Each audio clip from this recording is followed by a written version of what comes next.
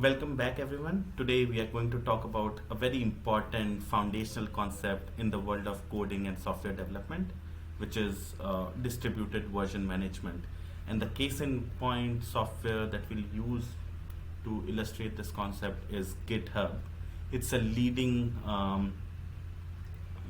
wrapper on top of the traditional Git version control platform that allows developers to do many things, right? So obviously there is a foundational version management, but then there are other aspects around uh, like just participating in the community and discussions around the new emerging technologies, or exploring the most trending repositories, right? All of that can happen on this platform. So let me give you a quick walkthrough.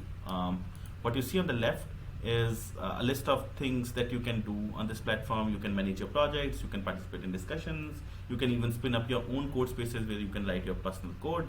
Then there is a marketplace which allows you to integrate multiple third-party APIs that can work well with this code, right? For instance, you want to integrate something in your code pipelines or in your deployment pipelines, which allow you to test your code quality on the fly, right? Detect any security vulnerabilities, etc.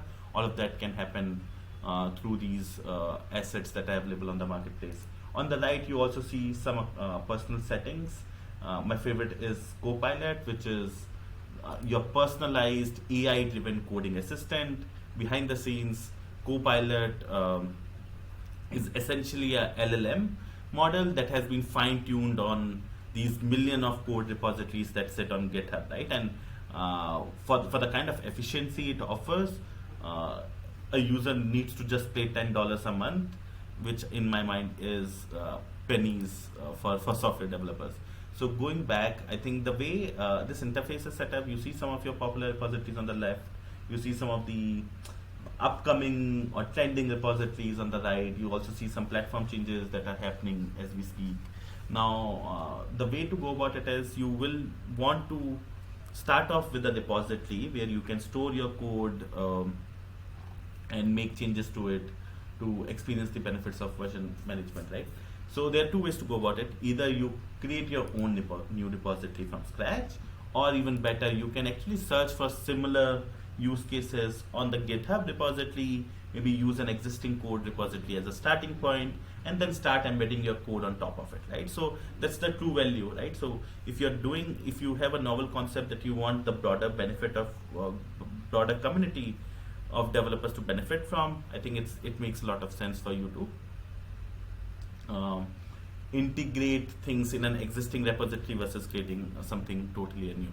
So let's see.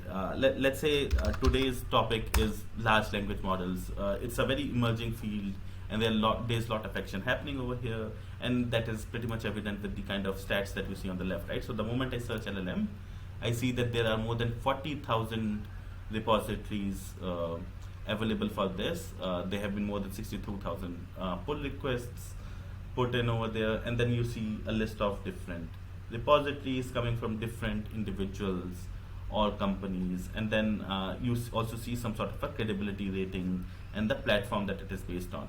For instance, this one is a course to get into large language models with roadmaps and collab notebooks. So this one sounds interesting. What we can do is we can take this Mlebon course. This gentleman has put in a lot of different notebooks here, which you see right on this platform. On the right, you see how many people are active on this repository right now as we speak, what it has been developed upon, and the brilliant point is there is a well documented readme. I just love it, the way it is structured right now. You can see any single topic. Let's say you have to fine tune large language model like Llama, which is from Facebook on this platform. So you have an article that gives you the theoretical concept, and then you also see a notebook behind the scenes to make that happen. So you will see similar other stuff down here. In fact, this person has been gracious enough to even teach the basics of Python, mathematics, before people start going into the world of LLMs, right? So you are getting all the important resources right at your fingertips within one repository. It's perfect. Now, how do we go from here, right? What we do is we actually create a fork. So this is an existing one repository. but now you can create your own fork. Now the interesting part is I have already created this fork, so it doesn't allow me to create one. Let me go back. And then this is the repository that I created for myself.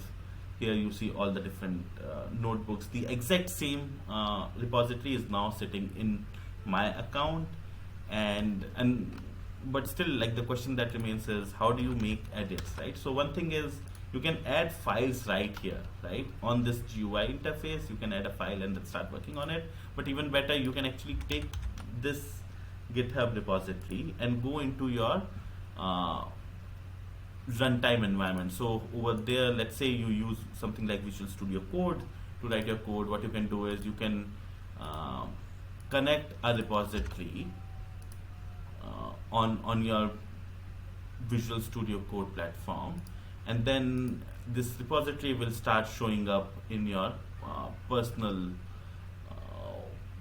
coding environment.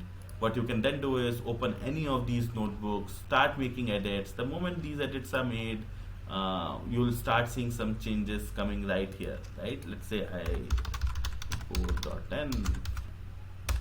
Okay, I click on save, and then I'm already seeing a change that has been made on this notebook, right? So I can discard these changes, or I can commit these changes that will again start reflecting on the main repository that was maintained by me. So this is an excellent way for you to see through that entire life cycle. And I feel like GitHub is such an important part of any tech stack. It is like pretty much an horizontal capability that you cannot imagine any sort of enterprise grade web application to work without, right? So from this point onwards, in fact, as part of my newsletter also, anytime I'm creating a new code, I will make it a point to push it in a repository and make that accessible to you from here. Till then, keep learning. Thank you so much.